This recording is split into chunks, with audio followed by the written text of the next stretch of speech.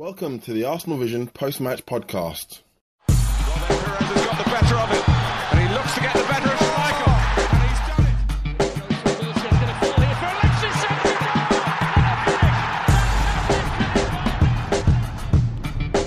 Henry, chance. Arsenal put forth Europa League performance befitting of the competition itself. This is the Arsenal Vision post-match podcast. My name is Elliot Smith, and you can block me on Twitter at Yankee Gunner. I am recording from an undisclosed location, but it's a hotel room in Toronto. I'm recording on an undisclosed device. It is a MacBook. I'm using an undisclosed microphone. It is the iPhone headset.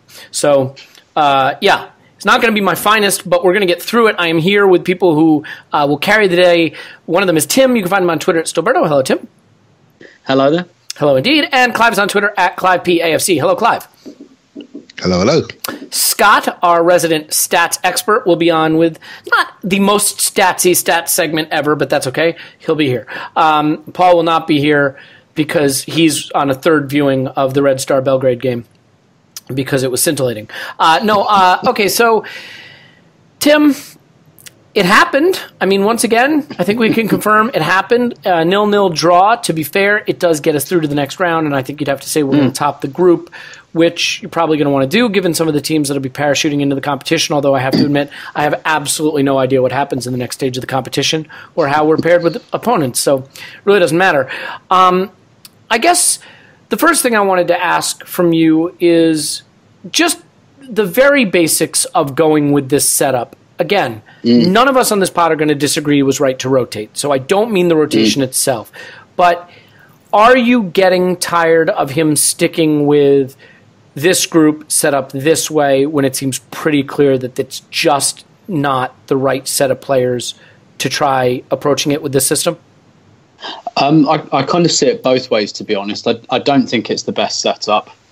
Then again, you are kind of left with if we went to a back four, who on earth would play at left back? So I don't think that going to a back four necessarily solves that. I think for some players it's very, very useful. I think, for example, Matthew Debussy, who Wenger says he now sees as a centre-half, certainly much more than a wing-back, and in a back three that makes some sense. A bit like kind of Nacho Monreal did. So for him, quite useful. For Rob Holding, useful because he's on the fringes of the first team. So a lot of these players on the fringes, it's kind of useful. Even Theo Walcott, although I don't think he really has it in him to adapt to this formation, if he's going to be of any use to us, he really has to learn it. He really has to kind of get to grips with it. Like I said, I don't think he can or will, but at least we kind of know that beyond doubt and that we don't have to rotate him in for Premier League games. He also said he sees Jack Wilshere in the front three, which I think is interesting. I think that's right. I don't think Jack Wilshere has the legs to play in central midfield. Certainly not at the moment. He may find them again, but it's not there at the moment. So I don't think he can. Although I felt he was far wider than he needed to be in this game. So was this a step back for him, in your opinion, from the performance he put forth at Red Star? A little bit, although I thought that performance was quite overplayed. Not really overplayed, was quite overplayed. He was pretty quiet for large parts of that game, but he showed 2 or 3 flashes of quality, most notably leading up to the goal. I think the thing is with Jack, we're also desperate for him to be the saviour. That what happens is people kind of overplay his contribution, and that creates a natural backlash. And so people come out with, "Oh, well, he's finished and he's rubbish," and neither of those things are true at the moment. I don't think. I think we have to wait a little while to see which way his Arsenal career is going to go from here. But well, I don't know if you heard on a previous pod, but Clive is holding out for a hero. So, he needs a hero till the end of the night. And yeah, maybe it doesn't really suit them, but I'm not sure this collection of players really can be put into, like chiseled into. We still have the same weak spots at whether it's fullback or wing back. And again, I think really we just have to get past the idea that we're doing this for the benefit of the second string. We're not. We're doing it for the benefit of the first team. So really, as awful and as eye-bleeding as this was to sit through, We got through the group, and none of the players that played at Man City that are going to play at Man City, they've all had the night off. And City played away in Napoli. They've had the travelling. They had, a hard, intense game against a really good team. I'm not saying that's going to be enough for us to beat Man City, but we've put ourselves in the best possible position. We've given ourselves a slight competitive advantage, and we need every single angle we can get. Yeah. So, yeah, it was tough to watch. It was a bit boring for some of those players. They're not playing in positions where they can show their best, but that's not what it's about. What it's about is that we've gone through the group and we haven't had to lay a finger on any of our star players, and that would have been the objective at the beginning. I mean, the eye-watering quality of this competition so far, it's astounding to me that a team that, has struggled to survive lower division opposition in the Carabao Cup is just sauntering its way through a European competition so far. And one really final quick thought. One thing that really baffled me in the last 20 minutes was why Red Star were so pleased with the draw.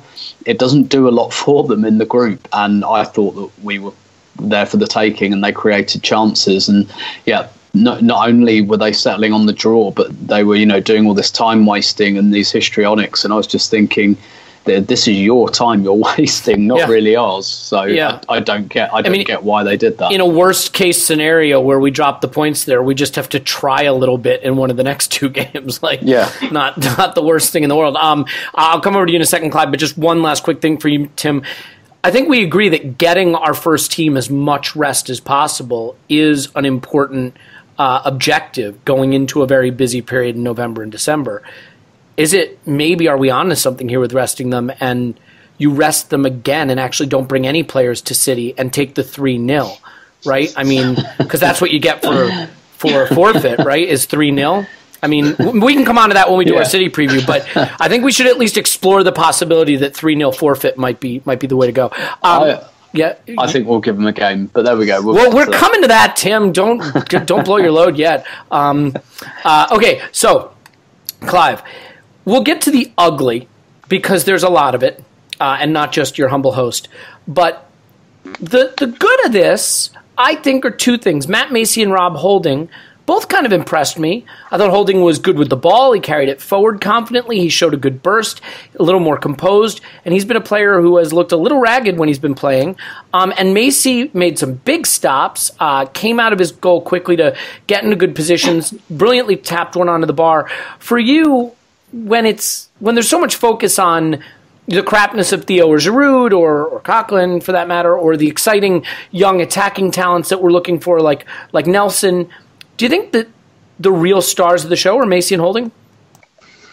They were among a few things. I mean, I think for me, I've seen Giroud, Coquelin, and Walcott I'm sorry for your loss. Yeah.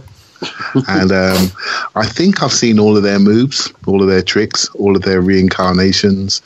And so I am world's shortest YouTube clip looking at them when I'm watching these games. Yeah, I've seen enough, right? So I'm looking at the younger ones and seeing where they're improving. And so you're looking at, say, Maitland-Niles, for example. I mean, he's a cool dude player. Sometimes he lacks a bit of intensity. The ball comes near him, where it's expected to put some work in, and he flies, and like a bullet out of a gun. You think, where's that been? And so you think, well, he's got potential if he can get his intensity levels up and be more proactive. You look at, say, Willock. He looked quite calm. He just signed a new deal. He just signed a new deal. Yeah. So we're not going to lose 3 Willocks. We're just going to lose the 2 Willocks and keep the last one, right? So and so basically, he looks quite calm. He looks like he's improving physically. He's getting a little bit quicker, but there's more to come. He's got the basis of a good centre midfielder, but he runs at a steam mile an hour, no problem there. And then, but I did think that Nelson and Maitland-Niles, they lasted well. They really did show up late in the game, which they hadn't done previously. They sort of faded away. So that's a plus that the manager will take away. The goalkeeper, Matt Macey, actually, I live near a town called Luton, and he was on loan there last year.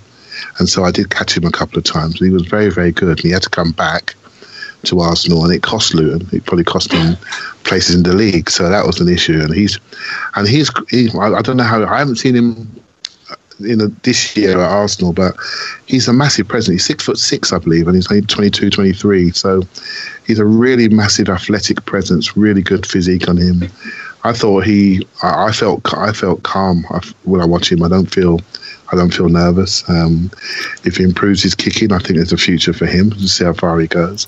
So just so I can remember his name, because sometimes it's easier to identify players by their sort of physical attributes. Do you think on the back of his shirt, instead of writing Macy, we could just write not Ospina? Yeah, that'll work. He's probably worth 2 Ospinas in size. All right, Ospina X2. How about that?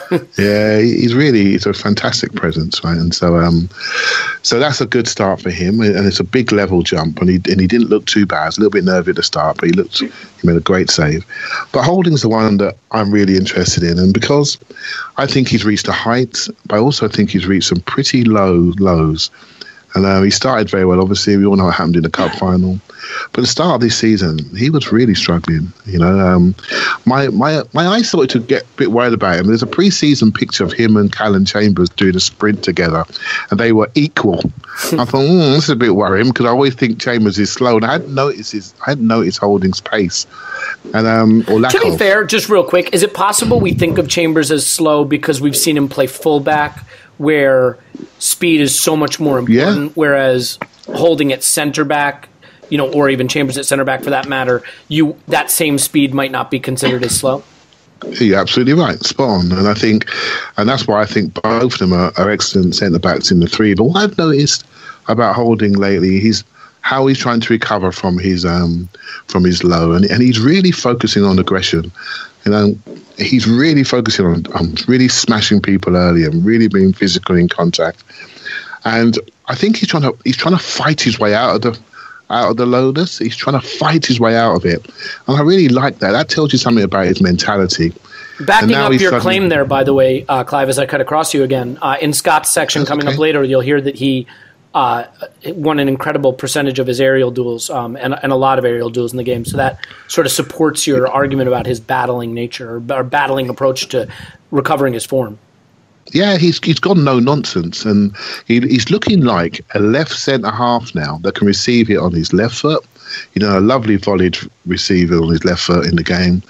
He can receive on his right foot. He's got dink passes on both feet. And he's just saying, well, you know what? I'm not quick going backwards. So I'm going to make sure when I go forwards, I'm going to leave dead bodies on the floor. And that's what he's doing. And there was an England national called John Terry that did something very, very similar in his career. Didn't like going backwards. So he defended deep on the left-hand side of a back 4. He made sure he never had a left back more than 10 feet away from him in Aspilicueta or Ashley Cole, depending what era. And he defended that slot brilliantly. And if you extrapolate forward with Holding, there's a potential there to be that type of centre half. And so I'm looking at him and I'm thinking, well, you could develop into a back 4 centre half, the dominant one, the one that goes for the first ball, the one that's really physical, the one that really is tenacious, and then people will recover around you, much like John Terry at Chelsea. So just extrapolating forward a couple of years, that's where he needs to develop, physically improve his upper body, really improve his power. And in a couple of years' time, we could have a real player there, that's someone that's been up and down, but actually come through it and gone through. I mean, Tim, we all know there's so many dead body centre halves that Wenger's system has killed. I'm hoping this kid isn't another one, right? And I've got a funny feeling he won't be, and I'm really hopeful for him. Yeah, I mean, I think it would be, look, it's easy to kick these guys when they're down, but for these young players, it takes a lot of internal fortitude, especially for defenders whose errors are so noticeable, to pick themselves back up. And I thought this was a good step in the right direction for Holding. I think Macy's in an interesting position because Czech is probably done any day now. I mean, he can't be sticking around too much longer, and I just got to believe that Arsene or whoever's next will not be turning the keys over to Ospina. So you wonder if Macy's putting himself in the conversation to just be the guy. It'll certainly be interesting to see. Tim, the player that catches the eye in these games the most, I'm not saying he's necessarily the best, but he's certainly catching the eye, is Rhys Nelson. So I want to quickly get your thoughts on Rhys Nelson and then ask you a question about him in terms of just the style of players we develop. But just overall, Are you impressed, and were you impressed with Nelson in this game? Yeah, I was. Again, I think it's the same as kind of the other performances he's put in. Obviously, he's not playing quite in his optimal position, but hopefully he's kind of learning something there anyway. But at the same time, he's not getting killed by anyone. He's not, you don't feel like, again, we're not facing teams that are, really coming at us, but you don't feel like he's a defensive liability there at all. Maybe a couple of times a little bit out of position, but you'd expect that from a 17-year-old who was a right back or right wing back. So I'm quite impressed by his maturity. A little bit the same as Willock, actually. I do think there's something to be said for a 17-year-old coming in and just doing 7 out of 10 performances. I think that's fine. I think that kind of shows that he's not kind of cowed by it, that he belongs at that level. Like, no one seems afraid to give him the ball or anything like that. Obviously, he's not quite able to show his best at the moment, whereas if he perhaps moved into the role that Theo Walcott's playing, we might get a better idea. But I have been quietly impressed. He's not pulling any trees up, but he doesn't look out of place. And for a 17-year-old playing out of position, I think there's a lot to be said for that. Yeah, I mean, so then here's the question. I mean, he tries a lot of dribbles. Not many of them came off for him, but he does make these sort of barnstorming runs up the pitch. He's fast, he's powerful, he can get by a guy. But I just can't help but see a little flash of the Oxlade-Chamberlains about him. And so my question to you is, like, what does it take, or what's missing, or what's the reason for these players, these young players we have, these seemingly physically talented players developing, but struggling with that final ball around the area? Because we saw Nelson get into a lot of good advanced areas, and Maitland-Niles did it as well, actually, where there were 4-on-1s and 4-on-2s, or not 4-on-1s, but 4-on-2s and 3-on-2s and 3-on-1s, where the end result was just kind of running down a blind alley or running into the defender. Is that the hardest part of football in your mind, or is there something wrong with our academy, or what? What is it? Because we even see it in the first team, I think, to some extent. But was that the most disappointing thing for you, that the decision making at the end of these moves is still really far off where it needs to be? I think Arsene Wenger said something like a player doesn't really properly develop final product till they're about 23. If you go back and look at the stats of Cesc Fabregas's first 2 seasons in the first team at Arsenal, it's all single figures. You could see that there was something there. But go back and look at his figures for, I think, the 2005-06 season, his second season. I think he had about 3 goals and about 4 assists or something, which is crazy because you don't associate that with Fabregas. But it took him some time to really develop that final killer ball. And I think that's just quite normal in players. I mean, we were talking about Hector Bellerin on the last pod, and he is an exceptional young player. He came in and really took to it all straight away, and he still hasn't quite developed that yet. But you have the sense that he's getting there. I think also we've got to be careful not to like the Chamberlain comparison is totally valid. Sometimes you squint, and were it not for the afro, the slightly different hairstyle, like you can see Chamberlain, he's built the same, he kind of plays the same, but I think we should be careful not to create a kind of false equivalency and therefore see Alex Oxlade-Chamberlain in him. And also, Alex Oxlade-Chamberlain had a lot of very useful qualities that particularly for Arsenal were very useful, because we don't have many players like that. Yeah. Exactly. And actually, we don't have many of them at the moment, which is where I think a player like Rhys Nelson can really create a niche, because we don't have guys that power past fullbacks and get to the byline and put good crosses in. Chamberlain, I thought for a while, I really hoped that Chamberlain could be that guy that could kind of mix things up a bit for us, but he didn't quite develop the decision-making and final product in the end. And I think the presence of Alexis kind of, he made that niche his own. But Rhys Nelson is not going to have to deal with Alexis being ahead of him for much longer. So I'm perfectly relaxed about that. I wouldn't expect his final product to reach, those kind of levels for another few years. Even, if and when he breaks into the first team and he's a fixture, I wouldn't quite expect it even then, to be honest. So I think at the moment, the important thing is kind of taking up the positions and being positive and being comfortable as well. And I see those things in him. And I think if you stick at it long enough, well, not every player. Look, well, like we said, like Chamberlain never quite developed it. I don't think Walcott's ever quite developed it either. That kind of lethal, consistent end product. But he's. I think he's got some years to go before we really have to worry about that. Yeah, and look, I mean, the reason I bring it up in part is this is a conversation we've had, and Tim, something you've talked about a lot, is that while we get a lot of counterattacking chances in some games, and we think of ourselves as a counterattacking team in some ways, we're not very good on the counterattack. And a lot of that is final product. And beyond Ozil, Alexis, and Lacazette, whether it's been Gibbs down the years who's gotten into good positions on the left flank but never delivered the ball, or Oxlade-Chamberlain, or even Hector Bellerin to some extent, Iwobi, who we talked about recently, is having a lot of good qualities, but maybe not having the final ball. Now with Nelson and Maitland-Niles, we're seeing it a little bit, and I just think that's something I'm looking for, is a young player who comes into the team and more than his physical attributes demonstrates that calmness in the final third, because we're going to need those players, right? I mean, in a way, I think that is the quality that we most need and can be hardest to find. And so it'll be interesting to see where we find that, whether it's in the transfer market or developing some of these young talented players. Let me do this. What was that? Or coaching. Well, I mean, I don't think we have to worry about coaching at least for another year. So let's pretend I just cracked my knuckles. And Tim, Francis Coquelin, bad central midfielder or the worst central midfielder?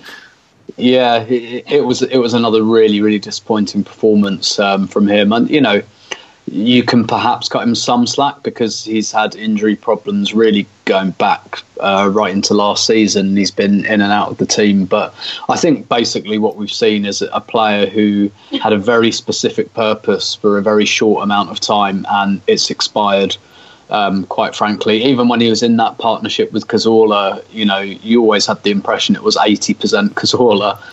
You know that piece of skin that's now grafted onto Cazorla's ankle? I'm convinced that's actually Francis Coquelin. Yeah. I mean, it's a bit like even during that period when, don't get me wrong, I don't want to rewrite history. He was very important for us in that period, but I did always kind of think to myself, I think we even had this discussion, who would go for him on an open market at the moment? Freiburg. Probably mid-table Premier League teams. And yeah, I mean, maybe it's a bit harsh on him because he's been so in and out and doesn't have. And we give other players a little bit of slack when they don't have complementary partners. We say it about Xhaka, we say it about Ramsey, we said it about a lot of players. He doesn't have the players to cover. To cover his kind of flaws. I think the issue with Coquelin is he's gone back. So when he first broke into the team, Wenger said something like, he'd convinced himself that he's a box-to-box midfielder, and he's not. And he realised what he's good at, which is tackling and winning the ball back. It feels like he's regressed again back into that period where he thinks he can put his foot on the ball and spray it around and do step-overs. And it's just like, you can't do that. You're not good enough to do that. Seriously, stop trying to do that now. You kick the ball out of place several times now. Stop it. Isn't it true also? I mean, when a player is limited and has limited ability, and Clive, I'll turn this over to you. I mean, when a player has limited ability, that's when you really have to define their role very carefully, suited to a system, and put them in a position to just do those things they excel at. And that is not Arsene Wenger. He is not going to, we've seen him be pragmatic in small stretches of seasons where he's needed points, but in general, his system is not going to give a very specific role to limited players and allow them to succeed in that environment, right? I mean, is this just a case that now as Francis Coquelin's responsibilities have increased in this system, his limitations are all the more evident? Perfectly put. I mean, we've gone from a 4-2-3-1 when he had a creative artisan next to him, and basically he was his bouncer. And he stayed close. He won the ball. He did a little turn. He flicked it to the main man, who did 5 turns, then spread the play out. Right. So if I want to see Santi Cazorla, I have to show my ID to Francis Coquelin and then beg. And he'll let you in. He'll let you into the nightclub. Right. He's the bouncer. Right. So within the system that we had, he was perfect, and all of his limits were masked by the person standing next to him. Right. So then you put him next to a young kid called Joe Willock. I think Tim makes a good point. And he then says to himself, well, I'm the senior player here. I need to do a bit more.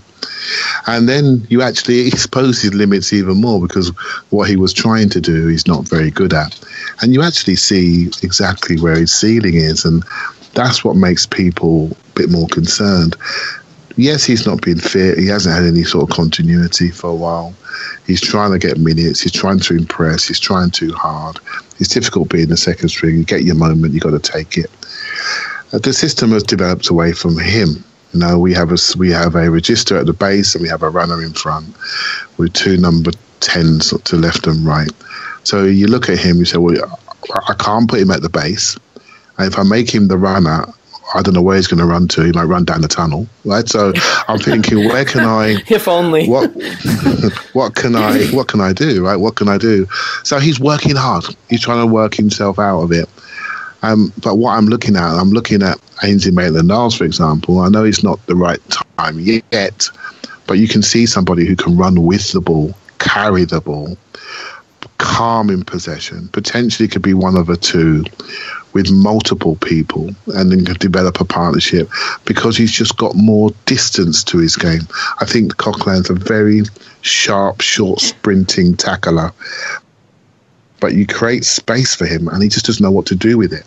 And most of our other midfielders would either pass for it calmly or run into it. So we got a problem there. And next year, I had a conversation with a guy online today, Dave. I said, potentially next year, it wouldn't be right for Coquelin to be blocking. You know, what should happen is he should be saying to himself, I want to play. I need to go and play somewhere now.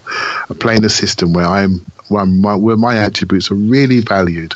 I think sometimes we slaughter players is not because they're getting bad, it's because the team has changed, and how we play has changed, and how we build up has changed. Unless that situation comes back, I think his future is quite limited. There will be times when we're going to need to bottle up games and add a third midfielder, and that's how we're using him. And then you've got to say to yourself, in a year or so's time, maybe Maitland-Niles could do that job, be an aggressive tackler. So, yeah, you can see that the upgrade is coming, the squad development is coming, and I think he's a victim of the system, and he's just a victim of his moment is coming to an end, and that's it, really. No issues, it's just football. But you do have to laugh at the hilarity that we get to have this conversation with Paul not here to defend him. So there's that, and that's nice. I have a question for both of you. I mean, feel free to answer or not answer, chime in. I'm just really curious what his goal celebration would look like.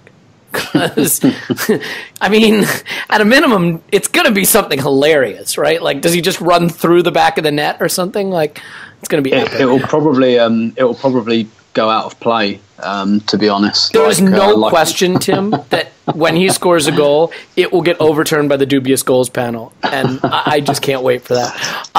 So, all right, look. I think overall the game doesn't warrant a lot more analysis, and we're going to get some statistical analysis of it, and that'll be great because obviously it was riveting and stuff. But what I do want to do is spend the remainder of our time on Manchester City. So do either of you guys have any objection to moving on to Man City, or do you have, Tim, any final thoughts on our Europa League group adventure? No, none at all. Are you good, Clive, with putting this into the warehouse and leaving it there forever? Consider it done. That warehouse, at the end of Raiders of the Lost Ark, like that one. That one, yeah, goes in there. Moved on. Consigned history. Okay, so here's what we'll do. We'll bring Scott Willis on. We'll get just a few data points from the game related to Rob Holding and the midfield play in general. Get a little bit of a statistical preview of Man City from him, and then come back with Tim and Clive to get actual in-depth, high-level analysis.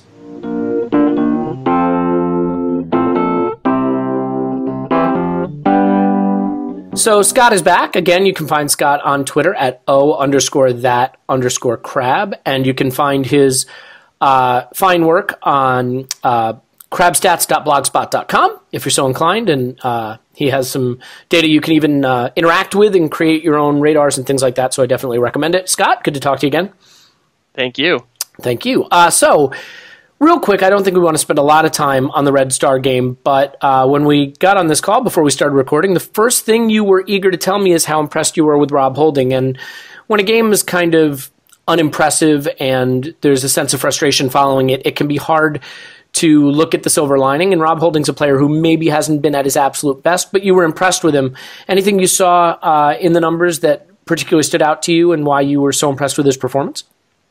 Yeah, the big thing is looking at the data in the context of where he was placed. That was a total makeshift defense with a right back that was playing center back, a central midfielder who's not the best defender playing center back, a midfielder playing wing back, and a winger playing the other wing back. So there's basically a one center back defense, and Rob Holding really kind of stood out for me.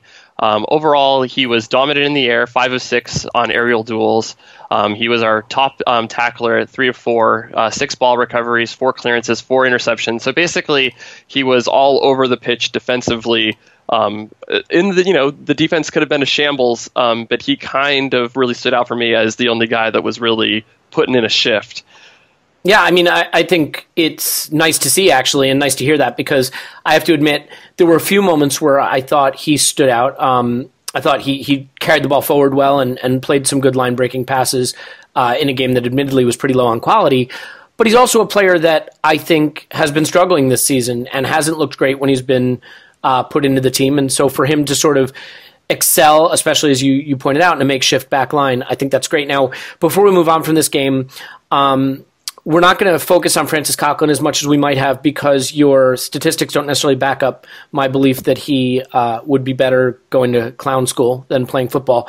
Actually, as you pointed out to me, his game statistically wasn't abysmal, but one thing that I thought was interesting is between him and Joe Willock, the pass completion statistics and the long ball statistics diverge maybe a little bit from what we expect from the first team. So when it comes to the long balls and pass completion, what did you see from our midfield partners? So overall, it was 6 of 8. So that's like a half of what Xhaka would do. So wait, so Willock and Coquelin combined completed about half the long balls that you'd expect from Xhaka in a game. Exactly. Yep.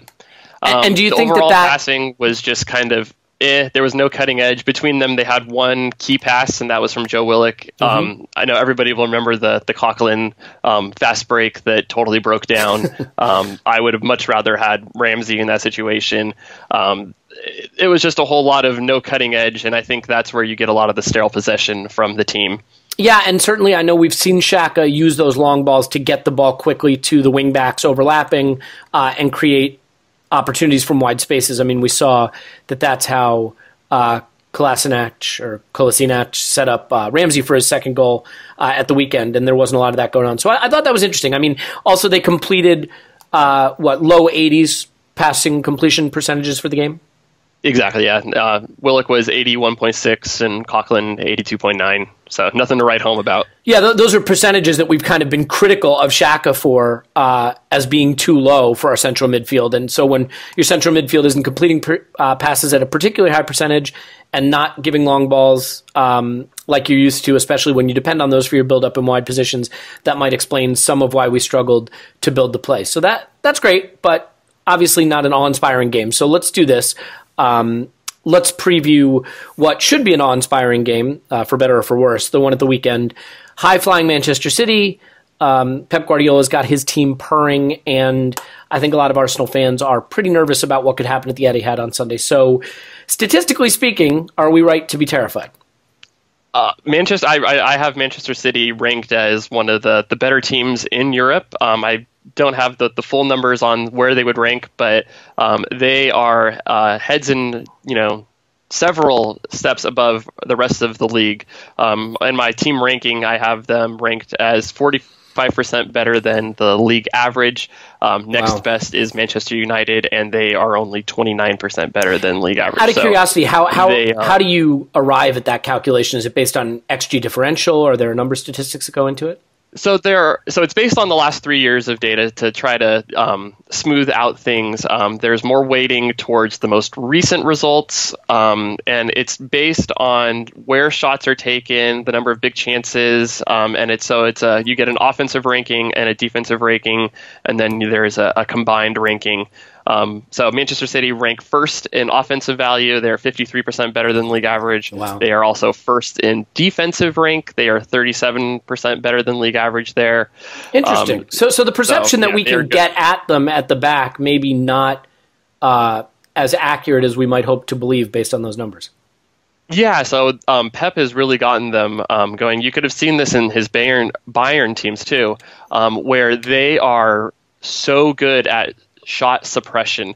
The shots that they give up are going to be pretty good. They've actually been slightly below average in XG per shot this year, which is still pretty amazing considering their shot suppression numbers. They actually, I believe, are giving up among the lowest in all of Europe right now in shots per game, which is just absolutely amazing. So just to distill that, what you're saying is the shots they do give up are in better than average positions with better than average chances of scoring, but they are giving up overwhelmingly lower number of those shots than the competition in the Premier League.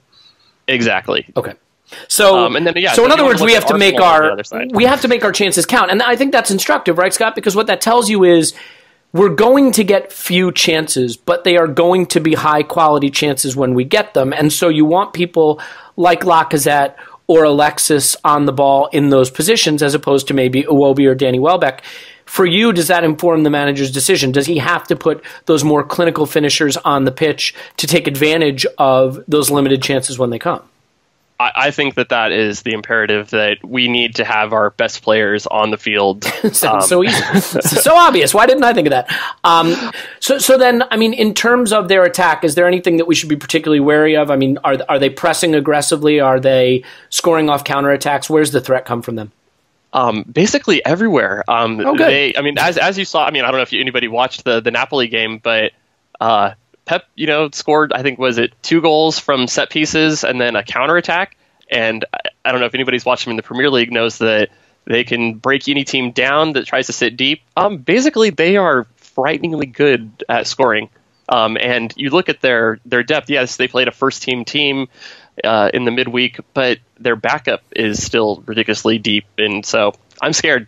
Yeah, it sounds worthy of being scared. So in your estimation, do you see anything from a data standpoint that says this might be how you attack them, or this might be where they have been more vulnerable? In the games where admittedly, there haven't been a lot of games where they haven't looked good, but is there anything that we could look to as a potential silver lining or an area for opportunity? The one thing that I would really point out is that they play basically a one-man midfield in Fernandinho, where he can probably be, as the person to attack, because they put, De Bruyne and Silva as the other 2 midfielders, but they are converted 10s. So to me, that's probably where I would try if Arsenal do want to control the midfield, that's where they need to be. Ramsey needs to have one of his Chelsea games, his Chelsea style games where he really kind of controls his urges to move forward and not leave Xhaka all alone, because if that ball is lost in midfield, they can turn defense to attack so fast that it really could be over quick. Yeah, so counterattacks would be a real problem. To me, that's From a statistical standpoint, try to get that defense set quickly and control the transitions. Statistically, has Fernandinho been someone you can target? Are his passing numbers any lower, or his possession statistics any less impressive than anyone else in the Manchester City midfielder build-up? No, basically they are solid up and down, but just from experience, especially, he's, 29, 30 years old now. I don't have the exact age, and he just played on Wednesday. He's going to be... So he might be the one whose legs are a little more vulnerable to being run at. Okay, well, Look, you've definitely given me no cause for optimism, which is great, but at least I can feel good about the fact that Rob Holding was good against Red Star Belgrade. So all in all, this mostly depressing. if you do have one thing of optimism, I do have it as a 50% chance that there is actually a result in this match on my model. Yes. Real quick, what does the model show? So the model shows a 49% chance of a City win, 21% chance of a draw, and a 29% chance of an Arsenal win. And by the way, I mean, a lot of people would say, well, that doesn't sound so bad. We've got almost 50% chance of getting some result, but actually compared to other games where we'd play other teams in the league, that's a very, very low win percentage or draw percentage for us, correct? It is. So this is probably the worst I've seen it for Arsenal this season. And in the overall big team matchups, this is one of the worst. Just for comparison, Manchester City has a better simulated winning percentage against us than Tottenham does against Crystal Palace. Oh, fantastic. Great. Well, the good news, everybody, is that maybe Crystal Palace can get a result against Tottenham. So there you go. All right, Scott's on Twitter at _that_crab. You can find him on crabstats.blogspot.com as well. Scott, hopefully we will be going deep dive, breaking down how Arsenal beat the odds and did the impossible on Sunday. And I look forward to doing that with you after the City game. Awesome. Yep. Hopefully we have some good stuff to break down instead of a meh kind of game. Yeah, look, I don't know that I'm going to need your help to say 7 of their goals came from the counterattack, but we'll see what happens. All right, man. Thanks. We'll talk to you after that one. Thanks, Elliot. All right,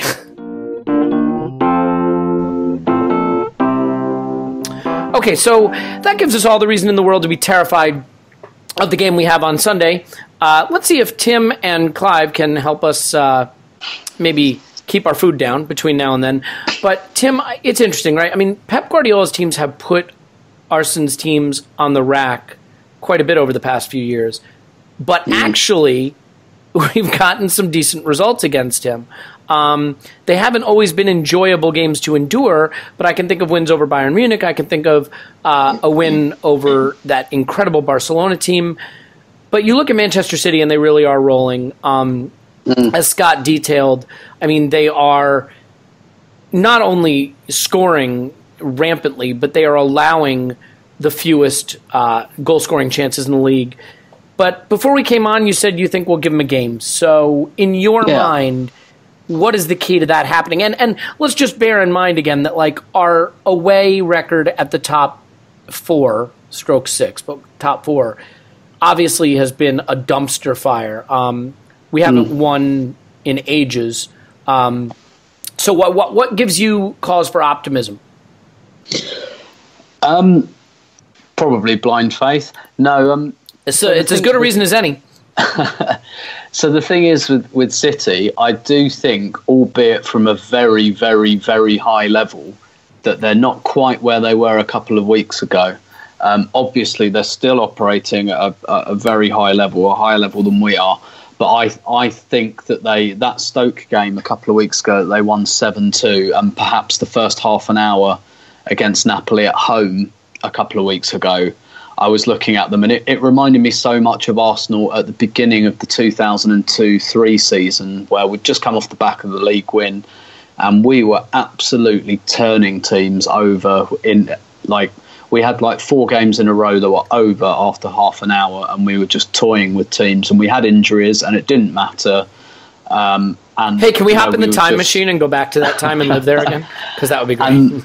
And it was a bit like City now. Everyone was going, well, Arsenal are going to walk this again. They've just won the double. They're going to win this by at least 20 points, and it's going to be over by March and everything. And actually, what happened with us is we peaked a bit early, and then we became a bit complacent. I'm not saying that City have become complacent. Wenger out. So I think this is still not a good time to play them, but a better time to play them. 3 weeks ago would have been toast, absolute toast. But I do think City have come down half a step maybe. They had a really difficult, they've had a couple of intense games against Napoli. I know they won both of them, which speaks to their quality. But Napoli are a really, really good team. That would have taken a lot of effort, both physical and psychological, to do that. And I also think if there is a weakness that City have, I accept the point that they've, about the shots, because they do what Guardiola's Barcelona do, which is they don't need to defend because they don't give you the ball. But actually, if there is a chink in their armour, it is that defence. Teams are scoring against them. They're just not able to keep them out at the other end, and that's going to. I'm confident that we can go there and score 1 or 2. Whether we can stop them scoring 3 or 4, I'm not sure. I've just got the impression that I do think we'll lose ultimately. I've gone for 2-1 to City. I do think this will be quite a tight game. I found Wenger's comments interesting on this, where he said sometimes the best way to defend is to attack. And 7-1 City. And I mean, I kind of think he's right. I don't think we've got the team to go there and like stick 10 behind the ball. I think what he might do is basically play that front three of Ozil, Alexis and Lacazette, and almost cut them off from the rest of the team and say, right, everyone else, hold your shape, please. Stay back. Wing backs tuck in, central midfield, do what you did at Stamford Bridge, stay put, and you know what, we'll see if we can get something on the counter. And if we can, Ozil is one of the best footballers on the counter attack in the world. It's just at Arsenal he doesn't get the chance to show it very often because a lot of teams don't attack us, therefore we can't counter attack. Who was it against? Was it against City where he had that incredible little pirouette turn or that turn? That was Chelsea. That was Chelsea. Yeah, that's right. Yeah, where him and Alexis, and that's exactly the type of goal I've got in mind, where basically the rest of the team is cut off, and we say to Ozil and Alexis, look, you guys try and put a counter attack together. City do leave one man in midfield in Fernandinho. They have, they do push up a bit, and Lacazette, he hasn't had the chance to show how good he is going in behind defences yet, because again, most teams don't give us that kind of space. But I think our front three can hurt them. Whether we can contain them and keep them out, I'm not sure. But I don't think it's going to be as. I might live to regret saying this. I probably will, but I don't think it's going to be as one-sided as people think. I don't think City will have this all their own way.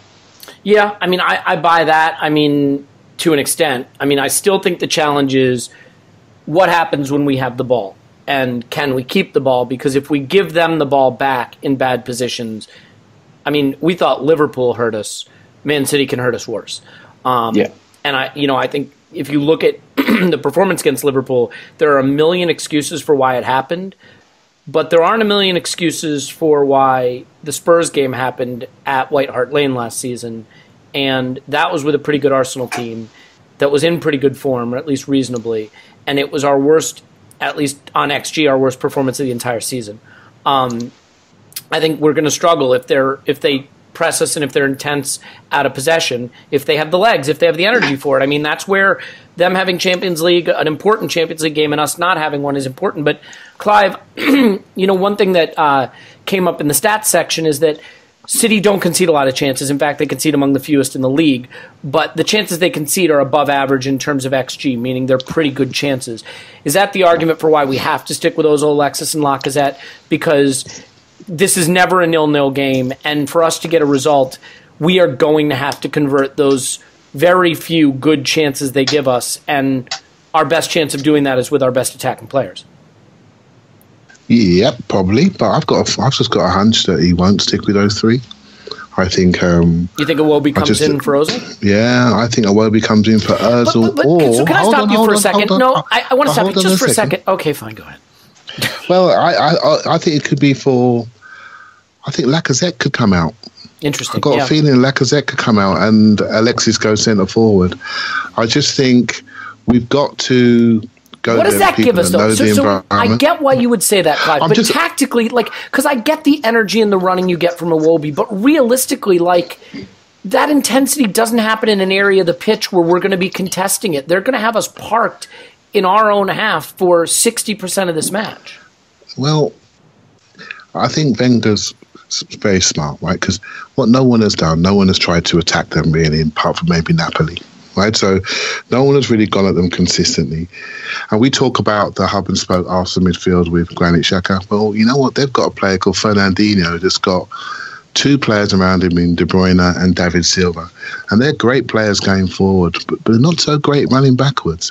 So you have to get those two running backwards. You have to make Fernandinho work very, very hard.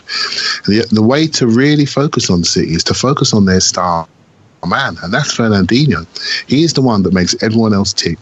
We've got to get around him. And I just think that tactic of playing an Iwobi and an Alexis, who are very good pressers, it may be Ozil. I just got a feeling. Them bracket Fernandinho and try to target him? Just really work hard around that area. You've got to outwork them. You've got to make those two players in De Bruyne and David Silva run backwards. Now, they are part of a 4-3-3. So if I said to you a couple of years ago that those two players have been playing deep in midfield, you wouldn't believe it, right? So they are the service out to the two wide men and the centre forward. Gabriel Jesus didn't play in the week, so he will play. Why will he play? Because he's very intense presser. So they're going to try to press Xhaka for sure. They're going to press him. So we need to do the same. We need to press their main man and cut off their service at source. I think if we win the ball there, we are talking about Delph, Otamendi, Stones and Walker. Now forget the aura and just remember the names. They are not solid. This isn't Vincent Kompany in there. Not to mention the keeper, by the way. You didn't mention the keeper. So basically we sometimes we build up an aura about football teams, but I look at the names and I think about their actual performance and their track record, their performance under stress. And so if I'm Wenger, I've got to stress that area. I've got to stress the defenders. I've got to stress Fernandinho. I've got to make De Bruyne and David Silva disconnect from Sane, Sterling and Gabriel Jesus. And to do that, I've got to be brave. I've got to load that area. I've got to have people that are physical, that can receive it and drive. And I had a quick look at the semi-final today, and I think we started with Giroud at Wembley. I didn't remember at the time; I was a bit drunk. Right? We started with Giroud at Wembley. But then I watched it again today, and Danny Welbeck, I'm not sure if he started him. I'll tell you, I was very drunk. But he definitely came on late, and yeah, he did. We stretched them. And we got stronger and stronger and stronger. And what we did is we ran them backwards. And that's the key with them. You've got to run them backwards. And once you start to challenge their technical superiority and their mentality, they become human. They become human and they disconnect their position, their positional shape changes. They're very strong with wide players staying wide, etc. We know Pep's grid system. So you have to stress them, and you have to stress their interior. And so if I'm Wenger, I'm saying, you know what, I need to get around Fernandinho and I need to make him feel uncomfortable, because then De Bruyne and Silva will have to react to that. They'll have to fill the holes, and then we can disconnect them. If we have them coming towards us as a six, with Fernandinho, who's much quicker than Xhaka, his role then becomes defined as a covering midfielder, which he's very good at. But if you can make him somebody they have to play through, and then we get him, and then we play from there. And we've got something, Alexis is a brilliant presser. Iwobi's decent defensively. I don't mind. I hope Ozil can do it. We know he's a better player. I really hope he can do it. Lacazette, again, is also very good at recovering from behind players and taking the ball off them and recycling. So it's not as if we haven't got the play. We're not starting with Giroud, that's for sure. And so we're going to be in much better shape. So it'll be interesting to see what he does. As long as they have the game plan to get around Fernandinho for me, then I'll be pleased. And I'm with Tim. I think I heard on Sky today that we've only lost to City once in 9. I couldn't believe it, but I think that we lost last year. That's the last 9 times we might have lost only once. So I think we may have had some draws with them at home and away, and we beat them in the semi-final. But City and Chelsea, we do okay against. So I'm not might fearful. Might be a little bit of a different animal this time around. It might be, but I think I'm hopeful. I'm fan hopeful. Oh, I'm fan hopeful as well. Look, when you said they're going to target Xhaka and press him, I shit my pants though. So, well, I would. Wouldn't you? What would you do? I'd press him. I'd shit my pants. I don't know what I would do. I mean, so then Tim. I mean, look. I think we all know Xhaka's going to have to move the ball faster. He's going to have to be cleaner with the ball. He's going to have to deliver accurately. He cannot afford to give the ball away. How much responsibility then falls on Ramsey to do exactly what we told him not to be doing this season? He's been better when he's gotten forward. This is a game for Ramsey to sit next to Xhaka, isn't it? Yeah, and basically do what he did against Chelsea, where not only did he sit, but his technical control was really good. He passed the ball really well. He dribbled it very well as well on that day, and that's the thing about Ramsey. That's, you know, I think he's. I've said this many times. I think he's got everything. I think he's got absolutely everything to be the complete midfielder. He just needs to remember that he has everything and not just goal threat. He has everything. He can be a defensive midfielder. He can be box to box. He can be a number 10. He can play all of those roles. He's played all of them at different points of his Arsenal career to excellent levels. So I'm actually I'm not too worried about that, particularly in light of what he did against Chelsea. I think Arsene Wenger will just say to him exactly the same again, and that'll be great. And you know, I think he's got the ability to take on the likes of David Silva and Kevin De Bruyne. I think he's a very, very good midfielder, and we should have faith in that. He can run them, can't he? Would you man mark? Would you man mark De Bruyne? I mean, we don't really do that, but I'm not really sure, to be honest, because the position, you know, maybe if he was like playing in number 10, you can do that, but I think it's really difficult to do when someone moves around quite like De Bruyne does. I think because basically what you do when you man mark someone is you say it's 10 against 10, and I think they've just got other players as well. Frankly, if you man mark him, then David Silva is just as likely to run the show. He's great. So he just doesn't. No one scares me like De Bruyne. And the thing that really scares me about De Bruyne is he can play a through ball from 40 yards from goal. You know what I mean? He can split your defense from the kinds of range that Cesc Fabregas used to split a defense. And the thing that scares me about that, you guys, is when someone gets 18, 20, 25 yards from our goal, we're pretty good with our defensive intensity off the ball. When they're 35, 40 yards from goal, we tend to give them all the space in the world. We are not as great at closing down players, you know, on the edge of our final third. And De Bruyne can kill you from that distance with space. And maybe that would be the argument for playing an Iwobi over an Ozil, because we are going to have to pressure them on the ball in our half, even when they're 40, 45 yards from goal. Otherwise, they can pick you apart even from that distance. Now, the thing that worries me is, where I disagree, Clive, a little bit, is just I don't think you can carry the ball out against City, or at least I don't think you should be trying. I think if you watch Napoli, it's fast passing, it's playing it first time, it's moving the ball, it's making the ball do the work, essentially. I trust Ozil to come back, receive it, and give it quickly. Neither Xhaka nor Ramsey collects and gives the ball, you know, first time or as quickly as they could. And that's where you can get caught. I mean, obviously Xhaka does get caught. I think an Iwobi, for all of his elusiveness and his energy and his running, can get caught on the ball. I mean, don't you think that what we're going to need to do is play out first time as quickly as possible and get the ball into their half with as little fuss as possible? No, don't be scared, mate. Don't be scared. I'm terrified. Can't you hear to my voice? I'm quaking. You sound scared. Why are you scared? Why am I scared? Because okay, it won't be. Did you see what happened to us at Anfield? And they're bad compared to City. Yeah, but we were a broken squad at the time for whatever reason, right? So things in the background. Let's just mark that game down, right? You lose 4-0, you lose 1-0, you get 0 points. That's the way a lot of these foreign players feel. So, what I say about the ability to carry it, if you know, a Iwobi potential, I would like to see us play 3-5-2. I'd like to see us play 2 forwards with 3 in the centre. That's what I'd like to see. It probably won't happen, but I'd like to see rather than 2 wide forwards, I'd like to see one be a little bit more central and really make it the 3-on-3 and threaten them. And why I like Iwobi is the threat of how he receives it and drives. I'm not saying dribble. So what if he's going to now receive it and drive David Silva? I fancy him against him to drive him. Right, so and so it'll be interesting to see what happens. Right, so you've got to threaten people. You can't just pass around. You've got to threaten people. You've got to have the ability to step and freeze and beat your man. And I think he's good at that.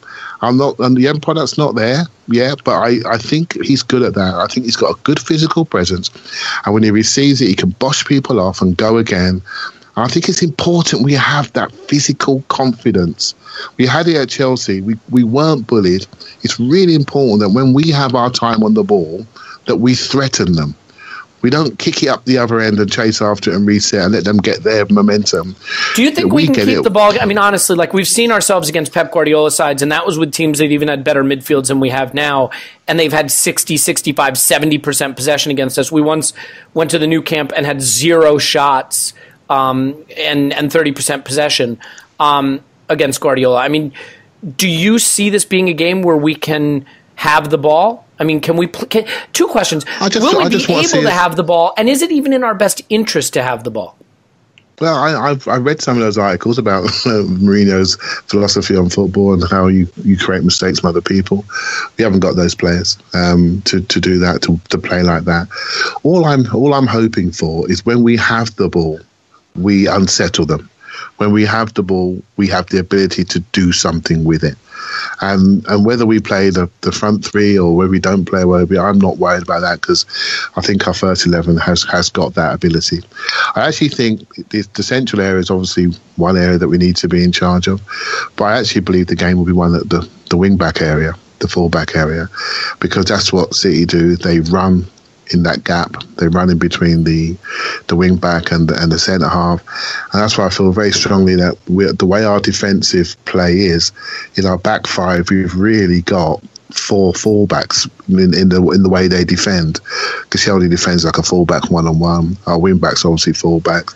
We got Monreal who's a fullback. I think it's going to be incredibly important because our 2 wide centre halves will be defending like fullbacks on Sane and Sterling, and so you will be up against 2 out-and-out wingers, and one wants to run through the line and one wants to dribble through the line. So I think the defenders that we have are going to be important, and Per's job will be, okay, if the fullback gets beaten, I've got to cover that front post and block the cross and get our line organised, right? So I'm hopeful. I think we've got the type of team that suits playing against them.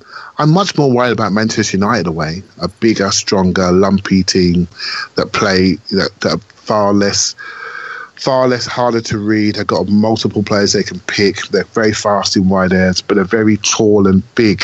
I think they're physically more imposing than City. City are not big. They're not gonna beat us up.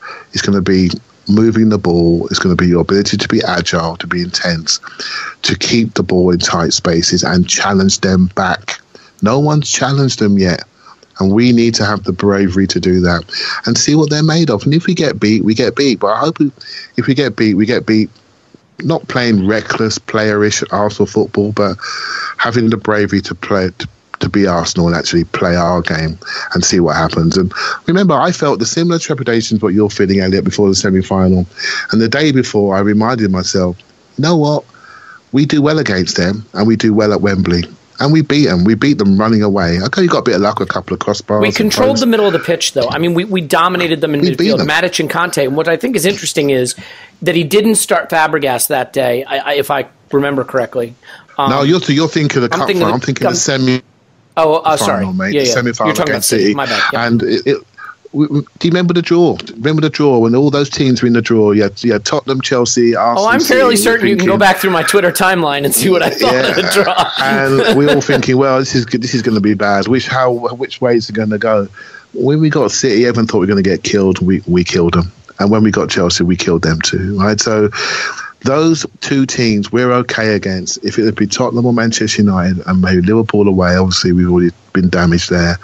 I think we struggle with those, but I am happier against City, and I think we've got a real chance. Right? I really do. So don't be too distressed.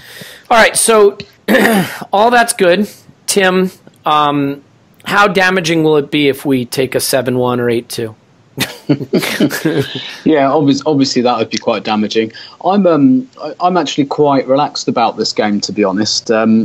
Just like I guess like this season, I'm looking at City, and to some extent I'm looking at United and just going, do you know what? This is a season where I just don't expect us to compete with those clubs and compete for the league. They have more resources than we do, and it's taken them a little while, but that's finally beginning to tell. And they have top coaches, and there's a part of me.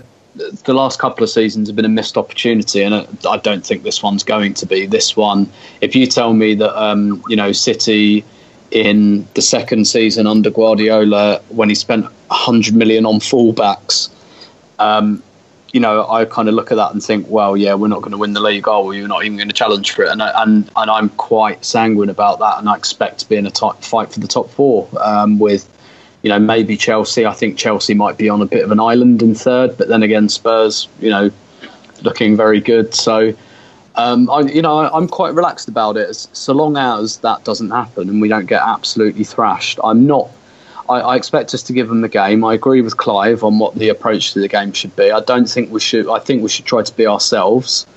Obviously with the caveats that we're nice and responsible in midfield and we try and be as tight as we can, conscientious and concentrated as we can.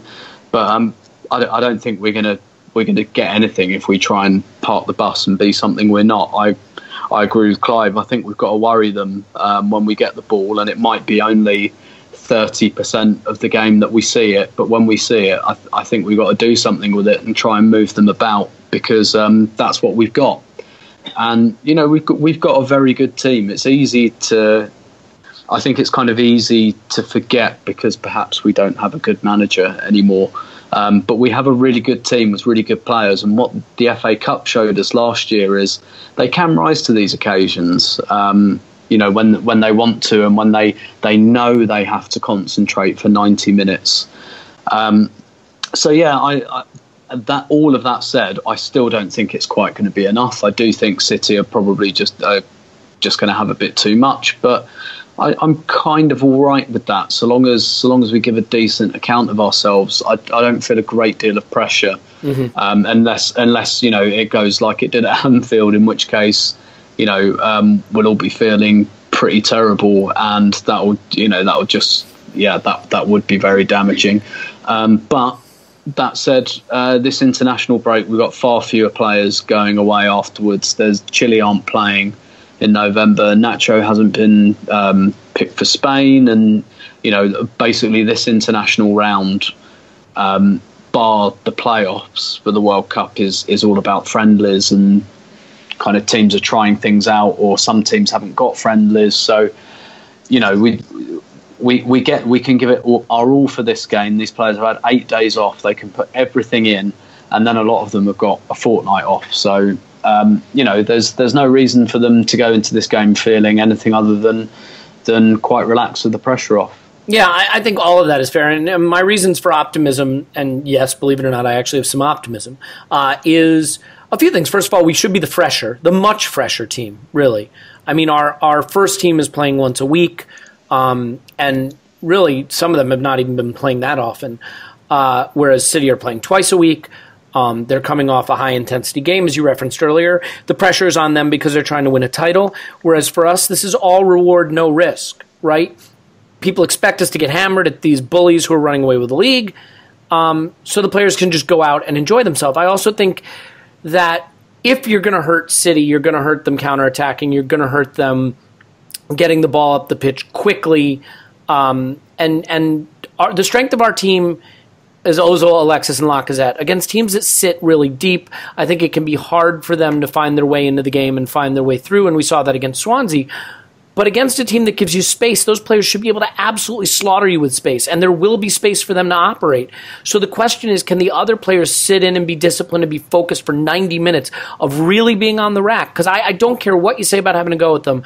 I do think we're going to have 35% possession. I do think players like Ramsey and Xhaka are going to have to be super focused, staying with their man, tracking runners, pressing the ball intensely, even when it's 40 or 45 yards from goal. And if they do that, and if we stay organized, and if we get the ball to Ramsey and Xhaka and they give it quickly enough to Ozil and he can find the runners ahead of them, there'll be chances. There will be chances. And while we may not have 9, 10, 11 shots on goal in the game, we may have 3 or 4. They may be 3 or 4 from 1v1 situations. And that could be what it takes, because I don't think we keep a clean sheet, but I don't know that we necessarily need to keep a clean sheet. Where I disagree is I don't think we can have the possession in this game. I don't think we can afford to be in their half. I don't think we can afford to have Bellerin and Kolasinac in their half. I don't think we can afford to have Ramsey in their box while Xhaka's holding the ball 50 yards from goal. I think we will just get that wrong one too many times. And what we cannot have is Xhaka running back towards his goal, facing his goal. We cannot have Mertesacker on skates 30 yards from goal in space. I mean, that's a recipe for disaster, right, Clive? Yeah, but you've got to challenge them. You don't beat teams like this by sitting off and being scared, right? So our two wing backs, right? I went to the game last Saturday at Swansea, and the man of the match was our left wing back, right? And he's going to be someone they've not seen before, and he is physical. When he goes shoulder to shoulder with Kyle Walker, he's going to know something about it. He's going to look at him and think, okay, I'm going to run past him, see how I go. I'm going to have to work, but I've got to be wary of him because he's going to hold the touchline. He's going to make me come back. You can't just sit off people. It's a game of cat and mouse. You've got to go high. You can't do it all at the same time, but you've got to be brave. You really have. You've got to say, well, this is how we play. We chalk on boots. That's where I am. And then Shaka can find me. And then Kyle Walker's got a decision. Do I leave Stones on his own, or do I come back in? And then suddenly we're not getting overloaded in wide areas. They're not getting crosses across our box. And Per's starting to look great because all he's doing is stroking the ball around. It's football, right? It's a battle of imposing your game on them. And when you have your moment on the ball, you've got to stress them. You've got to be Arsenal. You've got to do your thing. You've got to create chances fast. You've got to threaten them. And you might not get in the first time, but on the fifth time, suddenly you got half yards of space to do something. And it's very important we don't play with any fear. If we play with fear, what's going to happen to us is what happened to everybody else that played. And it's very important. I think Everton got a draw against them. Is that right?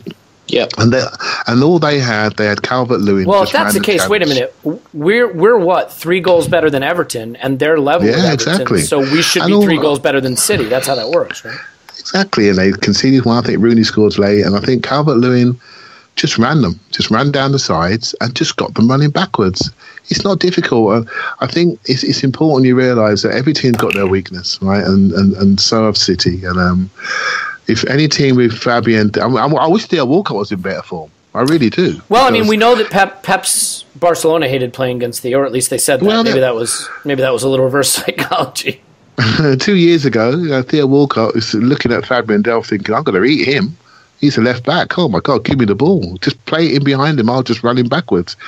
But he's not in great form at the moment. So, yeah. Well, and to be fair, we have better players who can do what he does now.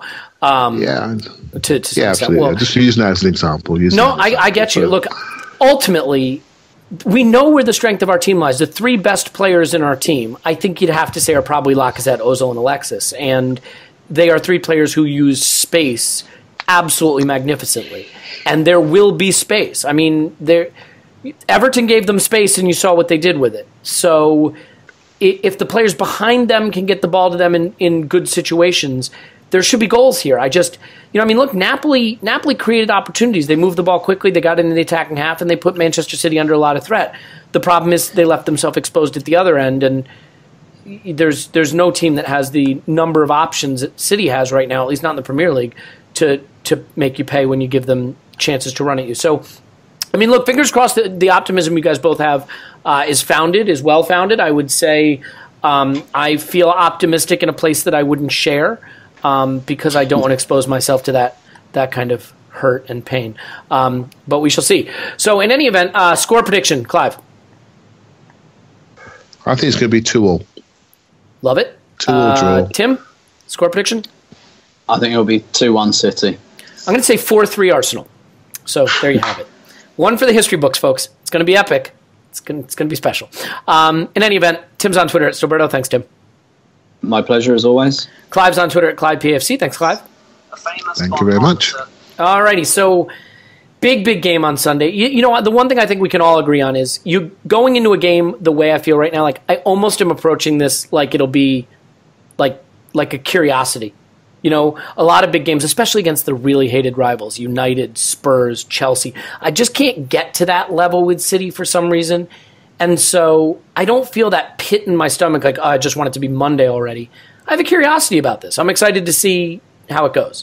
So, you know, maybe the players will feel that way and they won't freeze up like they have in other big games. In any event, my name's Elliot Smith. You can block me on Twitter at Yankee Gunner. Give us a 5-star review. Write nasty things about Paul or Scott, your choice. Up the Arsenal. Come on, 3 big points. Back in the title race. Here we go. Talk to you after.